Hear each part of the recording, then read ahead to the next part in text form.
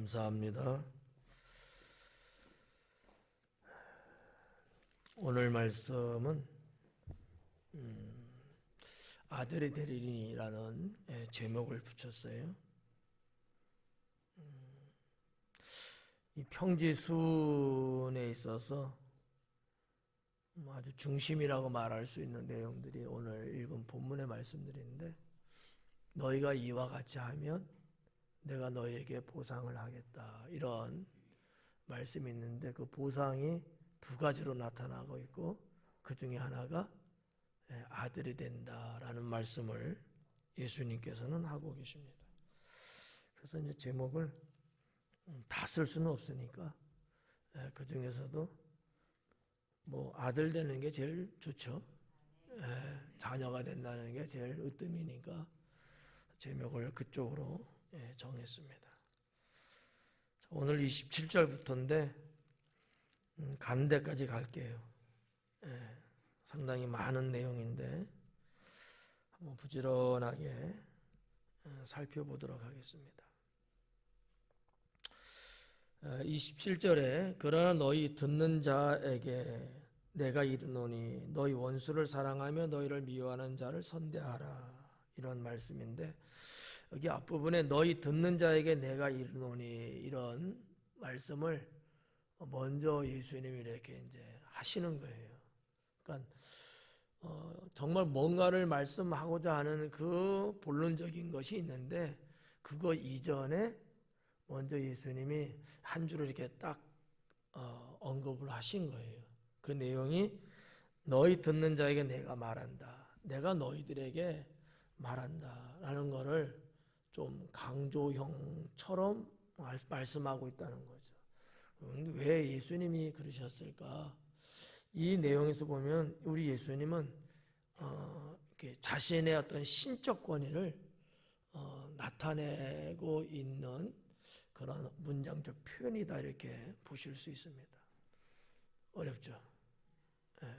쉬운 말로 말하면 그냥 내가 단순한 스승과 제자 사이에서의 어떠한 주는 이야기가 아니고 신적 권위거든요.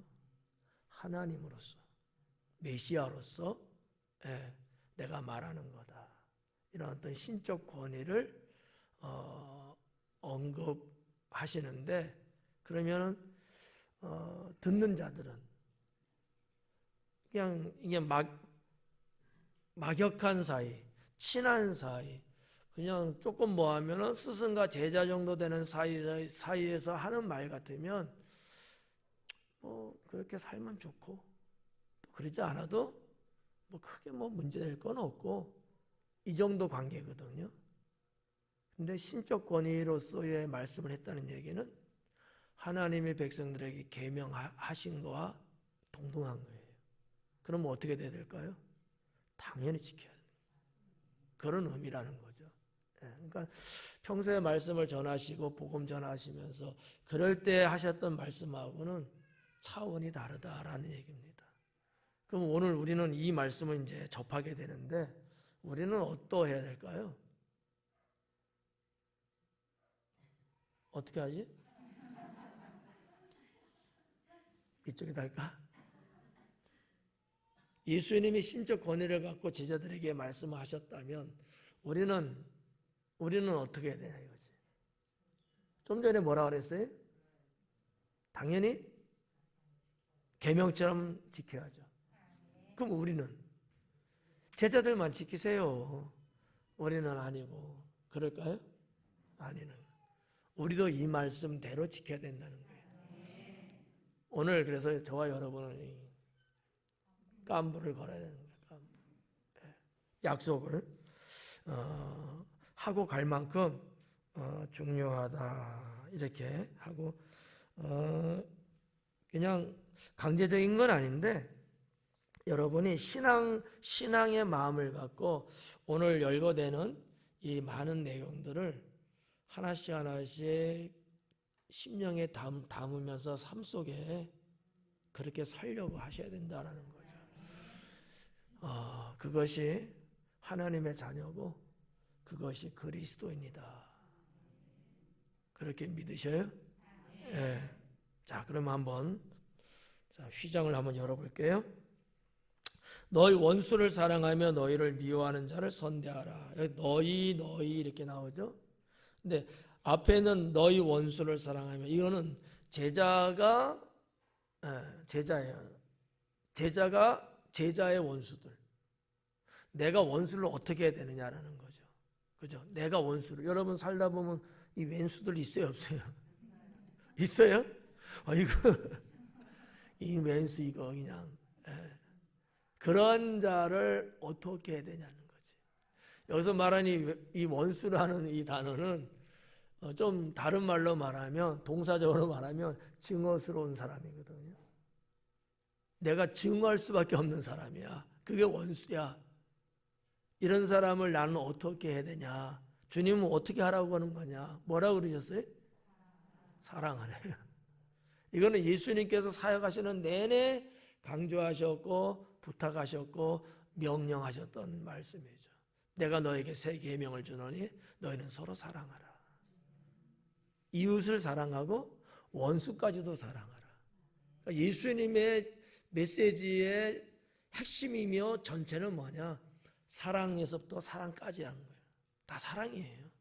그러니까 사랑을 가지고 있으면, 사랑을 갖고 쳐다보고, 사랑을 갖고 뭐 음식을 먹고, 사랑을 갖고 대화를 나누고, 사랑을 갖고 하면은 문제될 게 하나도 없고 못할 게 하나도 없는 것 같더라고요.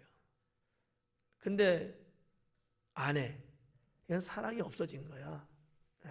사랑이 많을 때는 뭐를 요구해도 해야 안 해요? 한다니까. 여러분 안 했나 봐요? 사랑 별로 안 했던 것 같은데 나는 반대야. 나는 뭐든지 할 수 있어. 사랑하니까. 그러니까 여러분을 제가 사랑하지 않기 때문에 안 할 수도 있어. 여러분이 전혀 반응이 없으니까 내가 사랑할 사람들이 아니구나. 사랑을 하면 뭐를 못하겠어요. 심지어는 뭐 그게 현실인지 이상인지 모르지만 대신 죽기까지 하잖아요. 그렇지 않아요? 뭐 역사적인 얘기지만 옛날 고대에서부터 쭉 내려오면서 뭐 군사들이든지 뭐 이런 데서도 상급자가 부하들 사랑하면 자기 목숨 바치고 죽잖아요. 이게 사랑의 힘이거든요. 친구 간에도 우정의 사랑이지만 그래도 그 사랑이 있으면 친구를 위해서 자기 목숨도 걸잖아요. 근데 사랑이 없으면 부부래도 안 해요.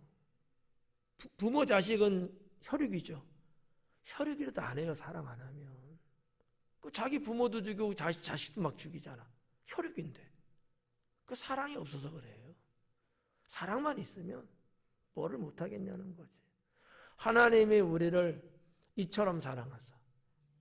하나님은 우리를 사랑하기 때문에 그분이 이 세상에 오셔갖고 대신 십자가에 돌아가신 거예요.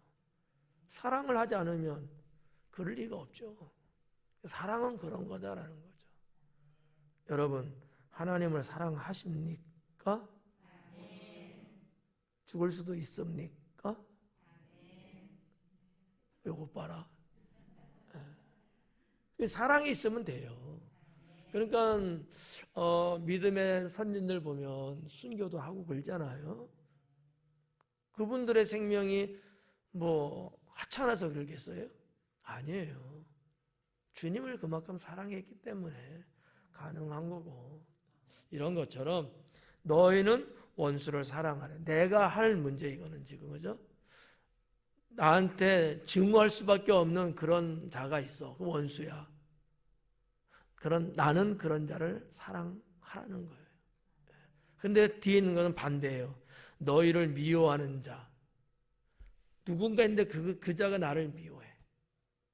나는 그를 원수처럼 여겨. 이런 사람 관계가 있다는 거죠. 그 미워하는 자를 선대하라는 거예요. 선하게 대하라는 거야. 나를 미워하는데 어떻게 쉬울까요? 어려울까요? 내가 원수를 어떻게 좀 하는 거는 그냥 내가 그래 한번 해보 이게 되는데 밑도 끝도 없이 자꾸 나를 미워하고 나를 괴롭히고 못 살게 하고 막 그러는 거야.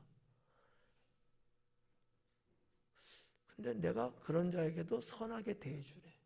이게 쉽지 않단 말이죠. 근데 그렇게 하래요. 그렇게 하라는 거야. 제가 볼 때 뭐 우리들도 하나님 믿는다고 큰 소리는 빵빵 치면서도 때로는 하나님한테 입방아치기도 하고 내 기분에 따라서 하나님을 줬다 폈다 이럴 때가 있단 말이에요. 어떻게 보면 주님 사랑해요 말하면서도 왠지 주님을 미운 사람 대하듯이 대할 때가 있단 말이지. 그렇지만 주님은 그런 나일지라도 나에게 선하게 대해 주신다라는 거죠. 이런 부분들이 이제 27절에 이제 있는 겁니다. 그래서 너희 원수를 너는 아니면 너희는 너의 원수는 사랑해라. 그리고 너희를 미워하는 자가 있는데 그들이 너를 미워한다 할지라도 너는 선대해줘라. 이거든 저거든 다 보면은 인간적으로 보면 상당히 손실이 큰 거예요. 손해가 막 심한 거야. 근데 성경을 통해서 우리가 볼 수 있는 기독교의 신앙과 삶은 이렇게 세상에서는 손해보는 삶이에요. 세상에서는. 여러분도 다 아실 테지만 세상에서는 내가 손해보는 거야. 세상 사람한테 내가 손해보는 거야.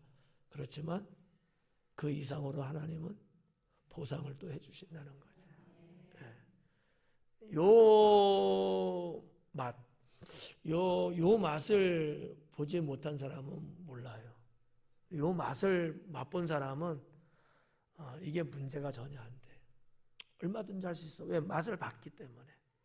여러분 이제 김장하는 철이잖아. 김장할 때 잘 익은 김치도 맛있지만 겉절이도 맛깔나게 담으면 어때? 맛있죠? 어떤 사람은 김장의 겉절이 맛을 도대체 잊을 수가 없어서 이날만을 고대한다는 사람도 있더라고요.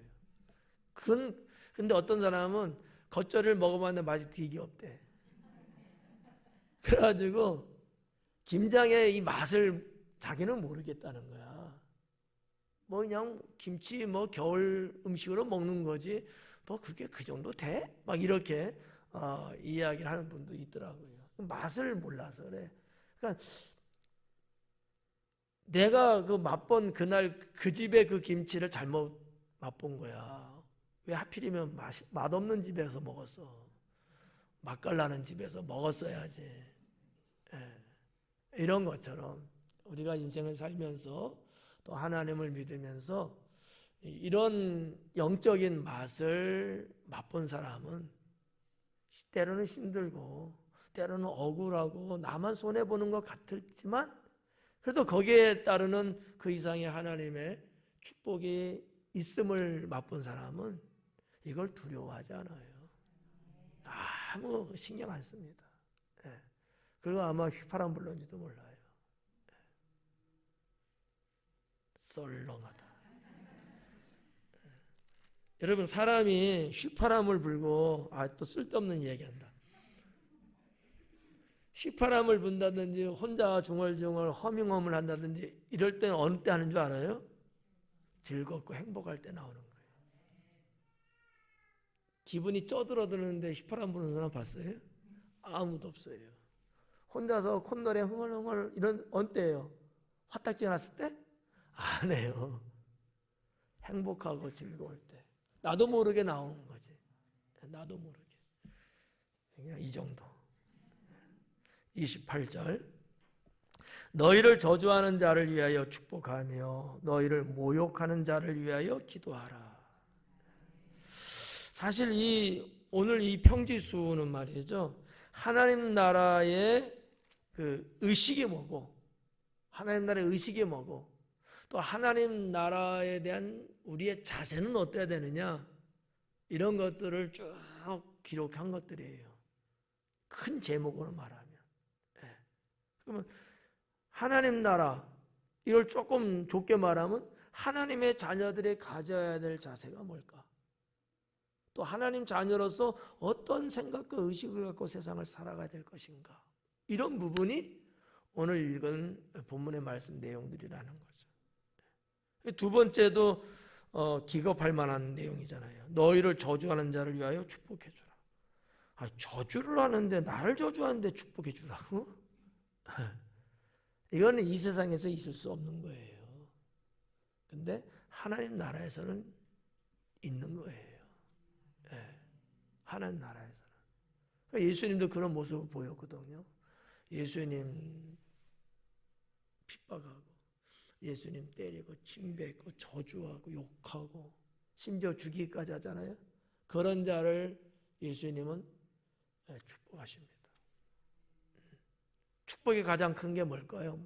가장 큰 축복은 뭘까요? 구원이에요. 영원 구원. 그러니까 예수님, 자기도 못하면서 우리 보고만 하라 그래? 그게 아닌 거예요. 주님은 그걸 하시면서 우리에게도 권하신 거죠. 왜? 하나님 나라의 성격은 그런 거고, 하나님의 자녀는 그렇게 살아야 된다라는 거죠. 그래서 너희를 저주하는 자를 위하여는 축복해 줘라. 그리고 너희를 모욕하는 자를 위해서는 기도해라. 이게 참 그냥 이 세상 살이에서는 이게 말이 돼? 이런 내용들이에요. 특히 이제 28절은 유대인들에게 있어서는 도저히 용납할 수 없는 내용이거든요. 저주와 모욕이거든요. 유대인이 가장 싫어하는 게 뭐겠어요? 저주받는 거거든요. 저주받는 거. 이 저주받는다는 말이 좀 우리 한국적이라든지 뭐 요즘 현대사회적으로 말하면 욕도 포함돼요. 욕은 저주예요. 그냥 일반 세상 사람들이 그냥 아무 생각 없이 막 욕을 막 하잖아요. 근데 욕의 근원을 추격해서 올라간다든지, 또 세계 역사적으로 쭉 욕이라는 것들을 탐구해 보면 그건 다 저주였어, 저주. 사람 보고 개새끼라고 하면 저주 아니에요? 그렇잖아요. 이 저주. 근데 유독 유대인들에게는 이 저주라는 것은 최악인 거예요. 왜냐하면 그들의 의식 속에는 하나님의 심판이라는 게 있고, 또 하나가 있는데 뭐냐면은 말하면 그대로 된다라는 의식을 갖고 있어요. 유대인들은. 우리 한국 사람들은 없는 것 같아. 그러니까 부모님도 자기 자식들한테 막 퍼붓잖아. 승질 나니까. 나가 뒤져라 막 이러면서. 그렇게 되라 하는 건 아니잖아. 그죠? 속상하니까 하는 얘기죠. 정말 그렇게 되기를 원해서 할까요, 부모님이?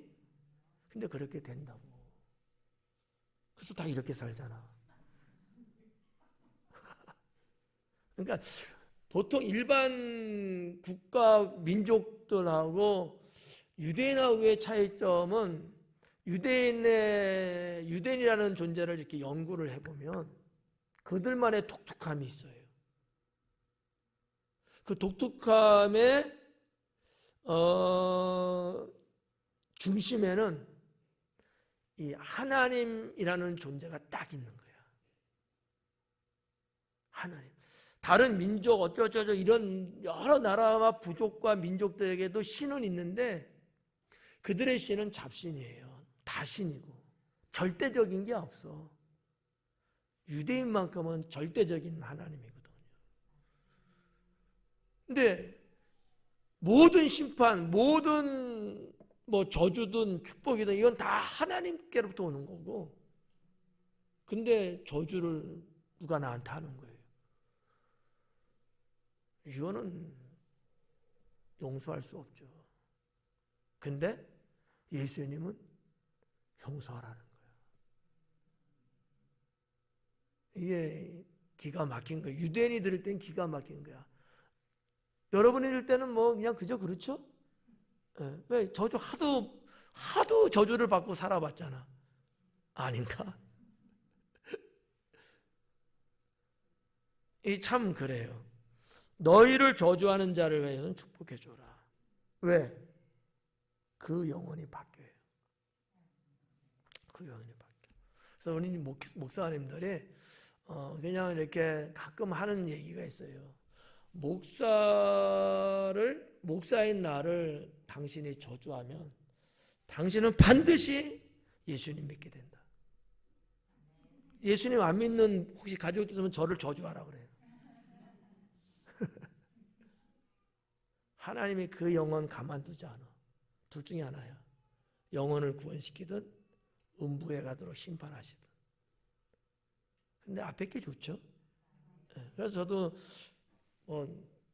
어쩌다 한번 그런 아무 잘못 없는데도 이렇게 저주성적인 말을 들을 때가 있어요. 근데 저는 아무렇지 않아요. 몰라서 그런 거니까. 그래, 해봐. 결국 당신은 그러면 예수님 믿을 거야. 이런 생각을 이제 갖는 거지. 그러니까 인간적으로는, 육신적으로는 좀 화가 나죠. 감정이 있으니까. 그런데 이거를 이길 수 있는 거는 당신의 영혼은 나한테 딱 걸렸다. 가만히 나를 건드렸어. 당신은 이제는 딱 걸렸다. 이런 생각을 가져요. 결코 하나님은 당신을 분명히 불러낼 것이다. 그러니까 밉지는 않죠. 안 됐다. 왜? 나한테 걸렸으니까. 이런 생각도 아마 목사님들은 이제 많은 분들이 아마 그런 의식들이 있을 거예요. 그리고 이제 너희를 모욕하는 자를 위해서는 기도하래요. 모욕하는 거. 이 모욕이라고 이제 번역도 됐는데 이 모욕하는 게 뭐냐면은 이런 거예요. 아주 악의적으로 나를 취급하는 거예요. 나를 상대를 하는데 악을 품고서 나를 상대하고 나한테 해코지, 해로움을 주는 거예요. 그 여기 이제 모욕이라는 거로 우리가 보는 거지. 그런 자를 위해서는 기도해 줘라. 여러분들을 누가 악의적으로 좀 나쁘게 이렇게 막 대하는 경우가 있을 수 있잖아요. 그런 자를 위해서는 기도해 줘라. 기도해 줘라. 이거 모르고 한 거하고는 다른 거예요. 이거는 의도적으로 아예 나를 죽이려고, 나를 골탕 먹이려고, 나를 파괴시키려고 계획적으로 한 거야. 그런 사람들이 있거든요. 그런 사람을 위해서는 기도해 줘라 라는 거죠. 또 29절에 너의 입밤을 치는 자에게는 젖밤도 돌려대며 내 겉옷을 빼앗는 자에게는 속옷도 거절하지 말라. 입밤을 치는 자에게 젖밤도 돌려대라. 젖밤을 돌려대라는 건데 여길 딱 때렸어요? 여기도 때려. 그러는 거야. 근데 우리가 반사적으로 여기 딱 때렸으면 야! 막 이러잖아. 그걸 여기 때리려면 막 막잖아요. 근데 이 말씀의 내용은 뭐냐면 입밤 딱 때렸잖아요. 입밤 되는 것을 거절하지 말라는 거예요. 돌려대라는 말로 해서 편하게는 볼 수 있는데 원래는 이거 되는 거 이거 거절하지 말래. 근데 우리는 맞았으니까 당연히 거절하잖아요. 여기 또 때리려면. 부모님이 이놈이 하고 딱 때렸어. 이쪽도 때리려면 어이씨 막 이러잖아. 그러지 말고 때리세요. 그런 이제 문장인 거죠. 이게 이제 유대인만이 갖고 있는, 예수님만이 갖고 있는 어떤 자세라고 할까? 그 모습이에요. 전혀 다르잖아요. 우리 인간 세계에서의. 또 내 겉옷을 빼앗는 자에게 속옷도 거절하지 말라. 이 겉옷을 빼앗는 일이 유대 사회의 중동 그쪽 비일비재하다 그래요. 겉옷. 이 겉옷이 이 중동 그쪽 사막 광야에 사는 분들에게는 이 겉옷은 곧 생명이에요. 우리나라 보면 옛날에 두루마기 겉옷 있잖아요. 이 자켓도 겉옷이잖아요. 근데 우리의 환경으로는 이게 안 입으면 뭐 또, 입으면 뭐 또 이러는데, 거기는 이 겉옷이 너무나 중요한 거예요. 겨울철에는 이불 대용이 되고요. 겨울철에 밤에는, 낮에는 바람을 막아대는, 이 바람이 그냥 바람이 아니라 모래바람이거든요. 바람을 막을 수 있는 피난처예요. 그러니까 이 겉옷이 없으면 안 돼. 그래서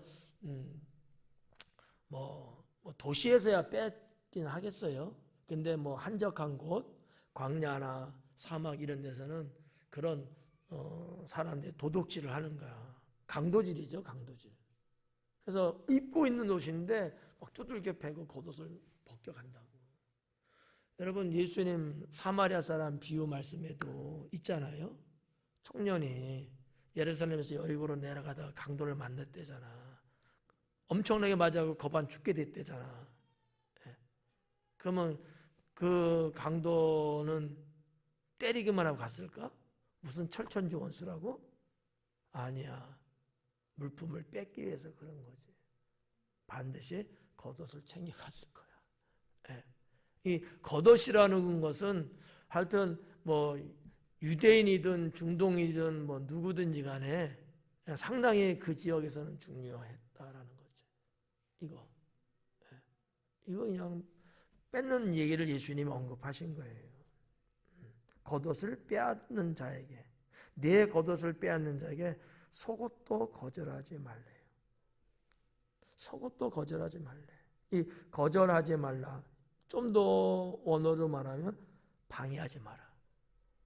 겉옷을 뺏었는데 속옷도 가져갈래. 안 돼. 방해하지 말래.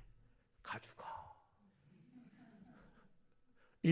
이런 것처럼 거절하지 말래요. 근데 실제적으로 그 기록된 그 내용을 보면 정말 속옷까지도 뺏어가는 경우들이 종종 있대요. 그럼 어떻게 하라고? 빨개 벗고. 그러니까 이제 의복도 물론 중요하고 그렇겠지만 아무튼 예수님은 이러한 비유의 말씀, 사랑이 무엇이냐라는 것을 이런 그 시대 그 지역에서 늘 충분히 일어날 수 있고 볼 수 있는 내용들을 가지고 말씀을 한 거야. 그러면 듣는 사람이 이해가 쉽죠. 무슨 말인지 대번에 다 알 수 있는 내용이죠. 그런데 실제적으로 사람들이 이런 일이 자기한테 벌어졌을 때 예수님 말씀이 이렇게 사느냐? 그렇게는 안 살죠. 근데 그래야 된다라는 거죠. 그러니까 예수님의 그 사랑의 그 바탕에는 이게 깔린 것 같아요. 가져갈 만큼, 너한테 뺏어갈 만큼이라면 얼마나 가난하면 그러겠느냐. 가난한 자에게 베풀어야 된다. 뭐 이러한 마음이 아마 깔려 있지 않을까 이렇게 생각이 돼요. 참 어떻게 보면 납득하기 어렵지만 저는 이제 그렇게 느껴져요. 그 정도 가난하다, 그 정도 어렵다, 불쌍한 사람이다. 그러니까 너는 그래도 갖고 있잖아. 그래, 뺏겨서 집에 가면 또 할 수 있잖아. 뭐 이런 것 같이. 그걸 어떻게 좀 허용은 아니지만 그런 일을 당한다고 해서 네가 부하가 나고 거기에 대해서 뭐 어떻게 하고 그러지 마라. 이게 사랑이다. 이런 거지. 옛날 우리 축구부 스페인 갔을 때 막 그랬어요. 뭐 성제 카메라도 없어졌고, 그거는 이제 자기가 공항에 있었는데 그냥 들고 가버렸어. 눈 깜짝할 사이에. 사람들 다 있었는데, 나도 있고 몇 명 있었는데 가져갔고.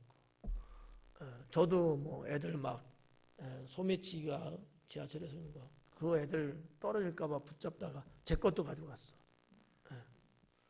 이제 성제 카메라, 핸드폰도 그렇고 뭐 카메라도 그렇고 여러 가지 막 이런 일들이 막 있어가지고 그 스페인 그 경찰서를 가서, 경찰서도 그냥 내국인 경찰이 있고 국제적인 사건을 전담하는 부서가 따로 있더라고요. 그래서 그 길을 찾아갔는데 신고를 하고, 분실 신고, 소매치기가 아니고. 근데 그 경찰들이 하는 얘기가, 소매치기 당한 네가 바보 아니야? 그들도 다 먹고 살기 위해서 한 거고 직업이야. 당한 네가 잘못된 거야. 이런 거예요. 그 사람들도 먹고 살아야지. 먹고 살아야 돼. 그런 답변을 들었는데 한편으로는 그럴 수도 있겠다 라는 생각 들고, 또 한편으로는 이게 말이 돼? 또 이런 생각도 들고, 결국은 이건 도저히 찾을 수 없는 상황. 그래서 알았다고 그냥 나왔어요. 근데 이제 그 유럽인들의 그 의식 속에는 그런 게 좀 어느 나라든지 있어요. 예. 뭐 스페인 우리가 가봤으니까 알고, 그 정보에 의하면 영국, 프랑스도 소매치기 강국이거든요. 예. 이탈리아도 우리가 가봤기 때문에 거기서 소매치기 당한 경험이 있어요. 알아요. 그래서 영국, 이탈리아, 뭐 프랑스, 스페인, 뭐 독일 이런데 이런 국가의 그 몇몇 어떤 사람, 이런 사람들은 글쎄 기독교 신앙을 바탕으로 사는 사람들이 그래서 그런가? 나 여기 말씀을 준비하면서도 그때 그래서 찾을 생각하지 말고 그냥 여기 핸드폰 여기 하나 더 있는데 이거 가져가라고 이래야 되지 않았나. 한국 핸드폰 새 거는 뭐 바로 팔면은 한 6, 70만 원 이상은 받는다고 하니까 제일 좋아한대요, 한국 사람. 그래서 하여튼 여기 있는 요 겉옷을 뺏는 문제, 참 사람의 생각을 앞세우면 못할 거고 주님의 마음을 가지면 못할 것은 없는 그런 것들이죠. 30절 말씀해 보니까 네게 구하는 자에게 주며 네 것을 가져가는 자에게 다시 달라 하지 말라. 너에게 구하는 자에게 주래요. 근데 이제 우리 한국 성경에는 한 빠져있는 단어가 하나 있어요. 여기 판티라는 단어가 원래 헬라어 성경에는 있거든요. 판티. 판티라는 게 무슨 뜻이냐면 모든이라는 거예요. 모든. 그러니까 이거를 좀 집어여서 해석하면 네게 구하는 모든 자에게 주며, 너에게 구하는 자가 있는데 모든 자에게, 모든 대상은 모든 자예요. 누구든지 너한테 구하는 자라면 다 줘라. 누구는 주고 누군지 그게 아니에요. 모든 자에게 다 줘라 주하면. 내 것을 가져가는 자에게 다시 달라 하지 마라. 그래서 스페인 경찰서 괜히 갔다. 근데 여기는 이제 이런 소매치기 개념은 이건 아니에요. 이제 삶 속에 필요한 그런 부분들이 있어. 일종의 이제 가난한 사람이겠죠. 그래서 나한테 뭔가 도움을 요청하고 이렇게 때로는 뭐 구걸이라도 하면 거기에 대한 내용이에요. 도움을 요청하고 구걸을 하고 그랬을 때 주라는 거예요. 이 핑계 저 핑계 대고 그러지 말고 주라는 거예요. 줄 수 있으면. 나한테도 없으면 나도 없으니까 줄 수는 없지. 나는 있어. 주라는 거예요. 주라는 거예요. 우리가 뭐 그런 사람 아니고 그냥 평범하게 그냥 기분 좋게 나 이게 이제 필요 없는데. 그래서 때로는 여러분 단톡에 여러분 올리는 경우 있잖아. 그거나 저거나 사실은 똑같은 거야. 그 마음만 가지면 돼. 그 마음만. 어차피 나 안 쓰고 있는 거야. 쓰는데 2개 있어. 3개 있어. 이런 거. 근데 또 내가 쓰고 있는데 근데 저 사람이 더 필요하게 느껴진 거야. 나보다는. 그런 경우 있을까 없을까요? 있죠. 그래? 네가 더 필요하니까. 네가 더 지금 시급하니까. 그래, 너가 써. 이럴 수도 있는 거고요. 또 이런 경우도 있어요. 내가 지금 잘 쓰고 있는 거야. 근데 나한테 뭔가 달라 그래요. 그러면 주는 경우가 뭐냐면 저 사람은 그거를 구할 수 있는 재력이 안 돼. 돈이 없어. 나는 근데 괜찮아. 또 사면 돼. 돈이 있어 좀. 그러면 줄 수 있는 거지. 새 거 사주면 더 좋고. 쓰던 거라도 이런 거. 그러니까 여러 가지 상황이에요. 여러 가지 상황. 근데 공통 분모는 뭐예요? 주라는 거예요. 구하면 주라. 그래서 뭐 말처럼 쉬운 건 아닌데 못할 거는 아니에요. 저도 그래갖고 뭐 주변 목사님들이 대화하다가 뭐 이거 나도 필요한데 그러면 그래 가져. 그래서 뭐 때로는 뭐 에어컨도 사드리고. 그러니까 근데 내가 할 수 없으면 못하지. 마음뿐이지. 할 수 있으면 주님의 이름으로 하는 거예요. 주님의 이름으로. 그러니까 여러분들도 뭐 못하는 건데 뭐 나는 가서 도둑질 해갖고 줘 이런 건 아니야. 주님의 사랑이라는 것을 근본적으로 갖고 할 수 있으면 할 수 있는데 사실 우리는 내가 왜 이럴 수 있거든요. 그럼 내가 왜 해야 되는데 마치 의무감 갖고 해야 되는 식으로 이렇게 생각들을 많이들 해요. 내가 해야 될 필요성이 없는 거야. 책임이 없는 거야. 이거는 가지면 안 돼요. 이건 우리 모두가 다 책임이 있어요. 다 책임 있는 거야. 지난번 시간 말씀드렸잖아요. 노블레스 오블리주. 사회적 책임이 있다. 가난한 자에 대한 있는 자의 사회적 책임. 좀 낮은 자에 대한 높은 자들이 사회적 책임을 갖고 살아야 돼. 이런 것들이 있어야 돼. 내가 왜 해야 되는데 이러면 안 된다는 거지. 할 수 있다면 할 수 있는 상황이라면 하는 거죠. 그러면 하나님이 언젠가 나도 누군가의 그런 도움이나 이런 게 필요할 때 누구를 통해서 하나님은 또 나를 돕게 하시거든요. 그분도 역시 해야 될 생각, 책임이 없어. 법적인 거나 이런 거.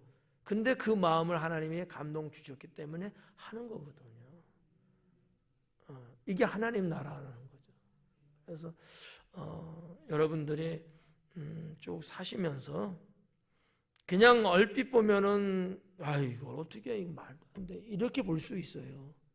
이걸 내가 왜 얼굴 하나 본 적도 없고 이름도 모르고 이런 사람한테 이럴 수 있는데 주님의 사랑이 있다면 이런 생각은 없어야 되는 거예요. 오직 주의 사랑, 그 받은 은혜에 우리가 감사하면서 나도 하는 거지. 그러면 세상 사람들도 봐봐요. 1년에 꼬박꼬박 1억씩, 2억씩 그냥 자기가 고생해서 번 돈을 사회에 기부하는 사람들이 있잖아요. 그 사람들은 왜 하겠어요? 그 따뜻한 마음이 있어서 하는 거야. 따뜻한. 근데 너무나 우리는 하나님 믿는 사람들이잖아요. 그런 건 아니지만 그냥 자그마하게라도 내가 이렇게 그냥 옛날에 우리나라에 그 아나바다라고 하는 그런 것들도 많이 했잖아요. 뭐 자선적인 거죠 어떻게 보면. 그럼 참 좋죠.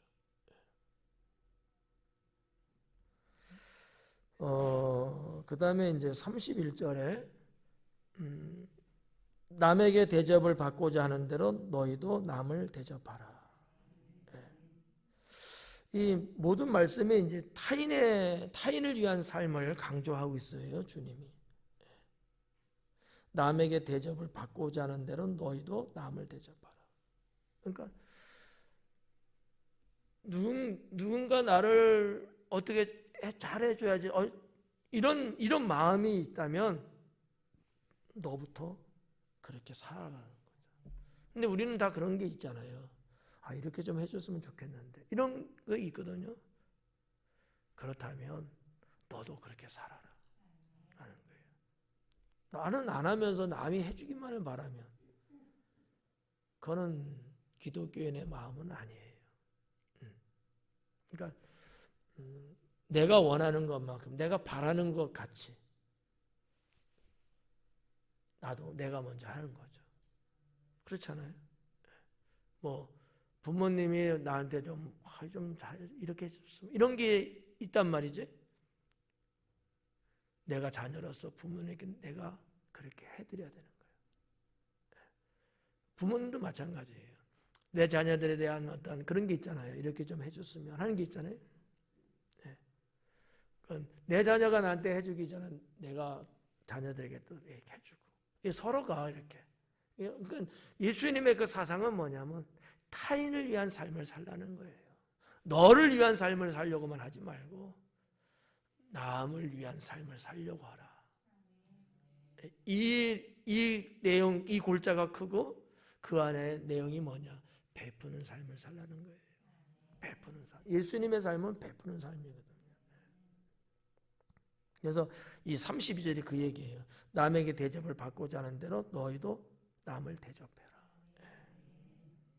32절에 너희가 만일 너희를 사랑하는 자만을 사랑하면 칭찬받을 것이 뭐냐? 자, 32절, 33절, 34절 석절에 이르러서 쭉 보면은 문장의 구성이 거의 흡사해요. 특히 뭐가 있냐면 칭찬받을 것이 무엇이냐? 칭찬받을 것이 무엇이냐? 칭찬받을 것이 무엇이냐? 이 32, 33, 34 계속 이 부분을 언급을 하고 계시는 거예요.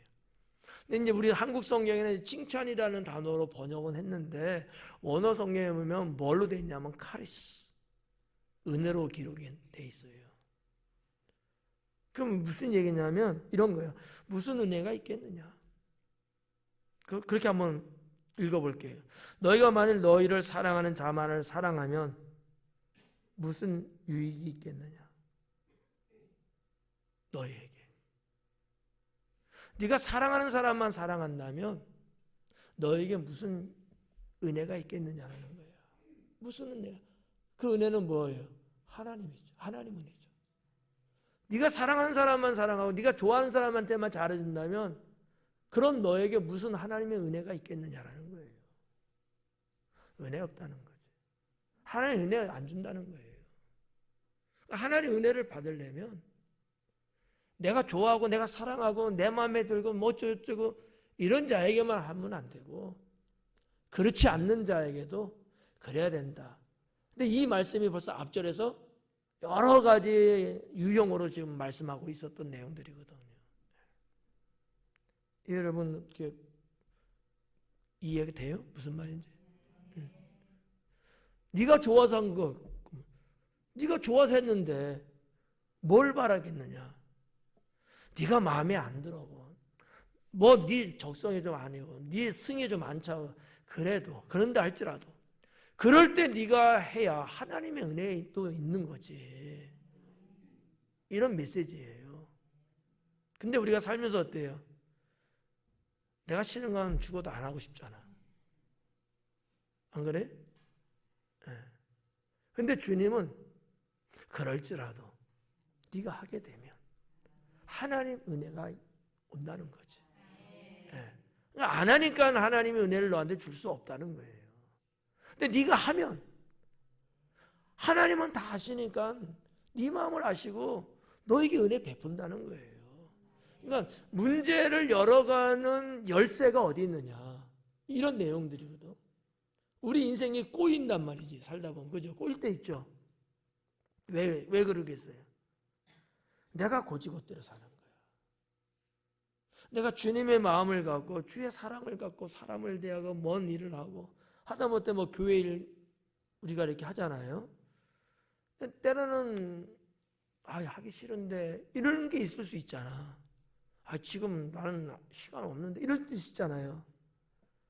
그러면 네가 골라서 좋은 것만 있을 때만 뭐 할 때만 네가 한다면 과연 하나님 은혜가 있겠느냐 너한테.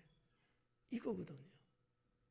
상황이 그러지 않고 조건이 좀 부족하고 그럴지라도 네가 주님을 믿고 의지하면서 하면 하나님이 그것 때문에 네가 손해보고 네가 잘못되고 그렇게 놔두지 않는다는 거야. 그런 너에게 하나님이 은혜 주신다는 거거든요. 믿으세요? 네. 이게 신앙이다라는 거죠. 이게 신앙이다. 나 우리 성도님들이 다 이렇게 살아가고 있죠. 살아가면 좋겠다.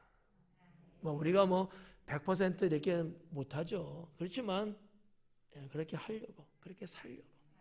그럼 뭐 올해는 뭐 한 56%, 내년에 한 58%, 그 다음엔 60%뭐 이러면서 점진적으로 더 주님을 닮아가는 이런 우리들의 모습을 세상 사람이 봤을 때 하나님 믿으려고 하고 교회에 들어오려고 하는 거 아니겠어요?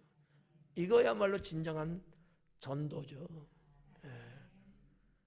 그리스도인들이 예수님 말씀을 어기고 세상 사람하고 똑같이 별반 없이 사니까 복음이 안 되고 교회를 안 들어오는 거예요.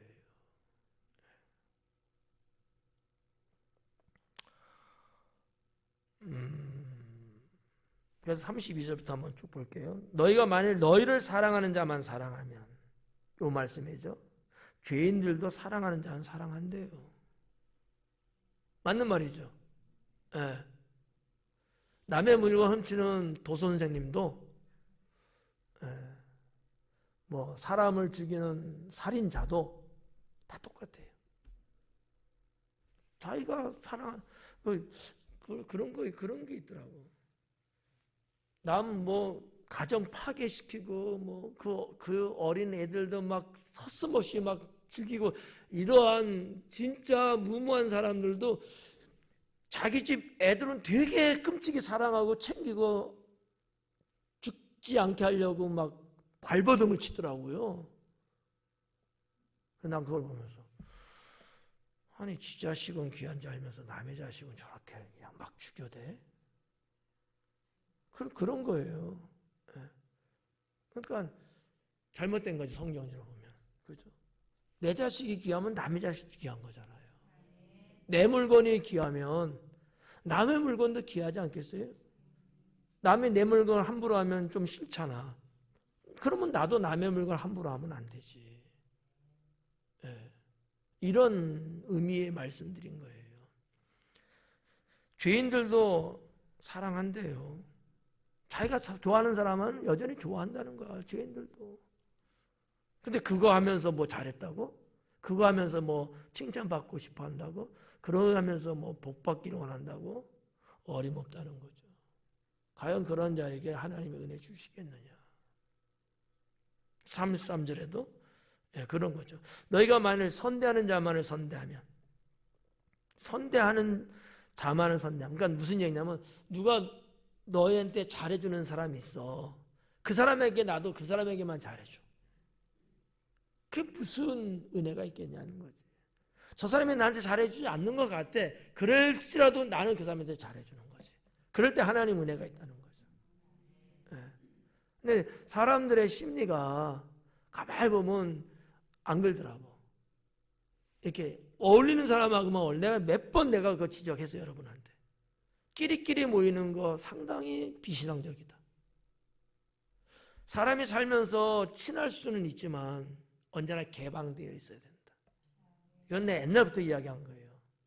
항상 문은 갖고 있어야 된다. 누구든지 들어올 수 있고 누구든지 나갈 수 있고.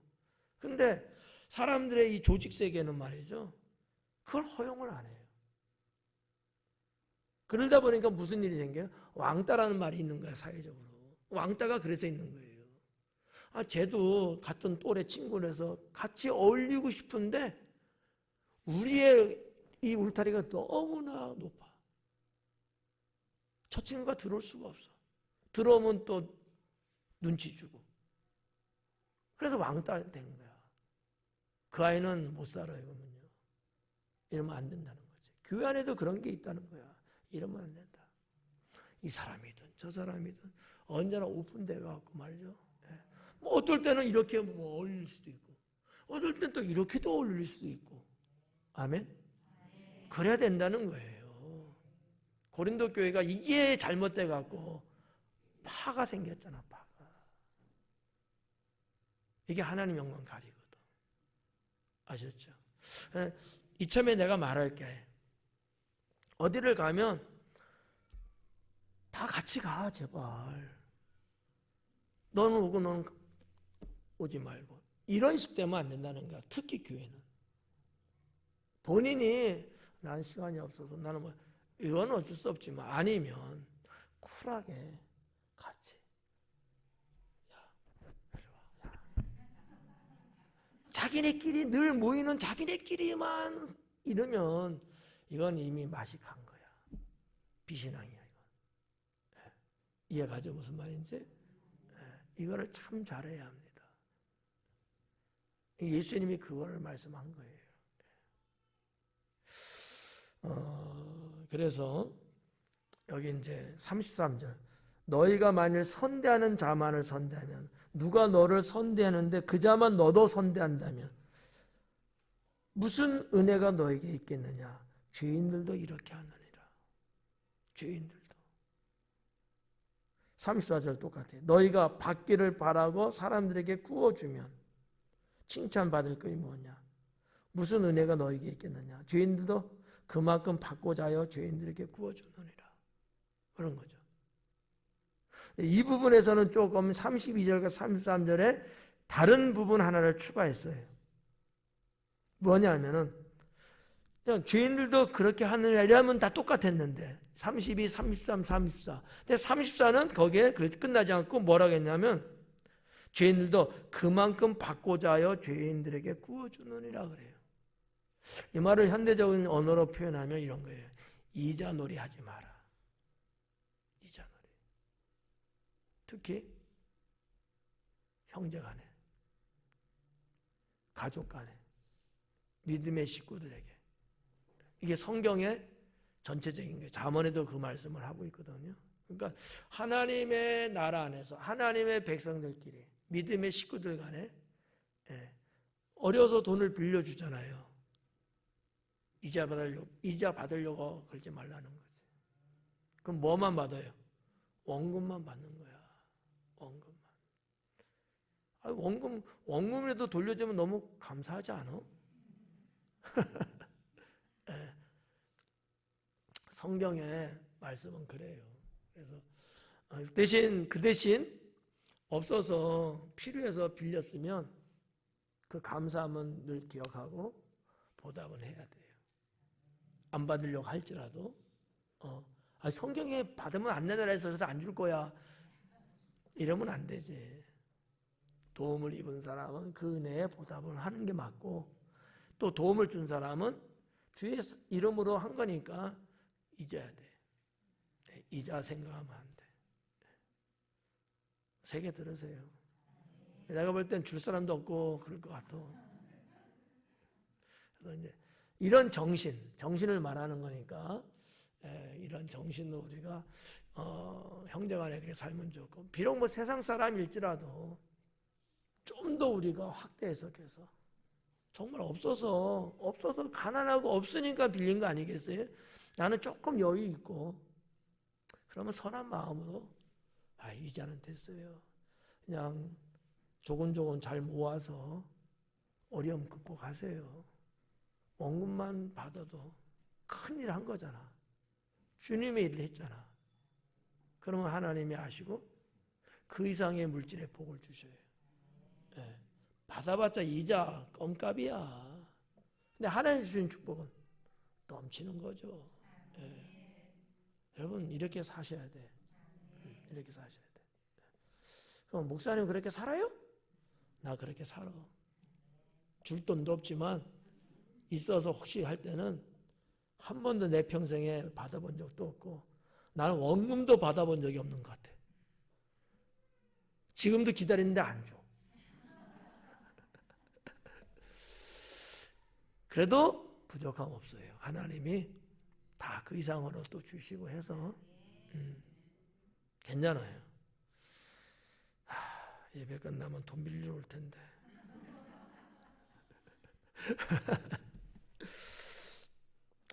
이런 말씀 35절 오직 너희는 원수를 사랑하고 선대하며 앞부분에서도 내용이 나왔죠. 아무것도 바라지 말고 구워주라.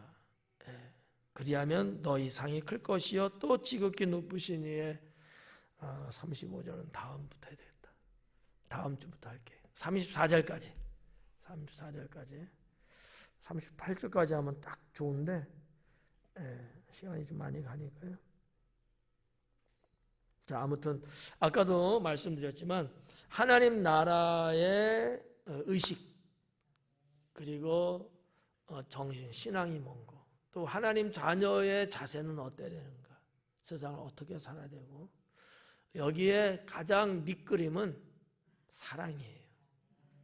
주님의 사랑이 있으면 오늘 여기 말씀하신 이런 내용들 그렇게 못할 건 없어요. 다 할 수 있어요.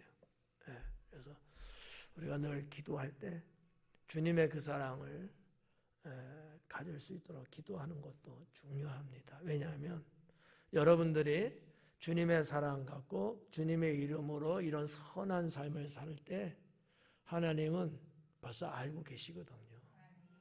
그리고 거기에 상응하는 보상을 하시려고 준비를 하셔요. 근데 내가 안 하면 그건 없어지는 거야. 근데 내가 그렇게 정말 주님의 사랑과 마음을 갖고 하면요, 하나님이 주셔요. 한번 여러분 한번 해봐요. 한번 큰 거 하지 마. 큰 거 하지 마. 조그만 거 한번 해봐. 경험상 조그만 거 해봐. 조그만 거. 내가 충분히 감당할 수 있는 조그만 거. 막 1억 하지 마. 한 1,000원 정도 해. 1,000원 정도. 이런 식으로. 이게 괜찮아요. 왜냐하면 나를 훈련화시킬 수 있는 방법이니까. 그런 식으로 하면 여러분 충분히 할 수 있는 이 신앙들이 여러분은 있어요. 근데 하여튼 여러분이 할 거라고 난 믿어요. 그래서 기도하겠습니다.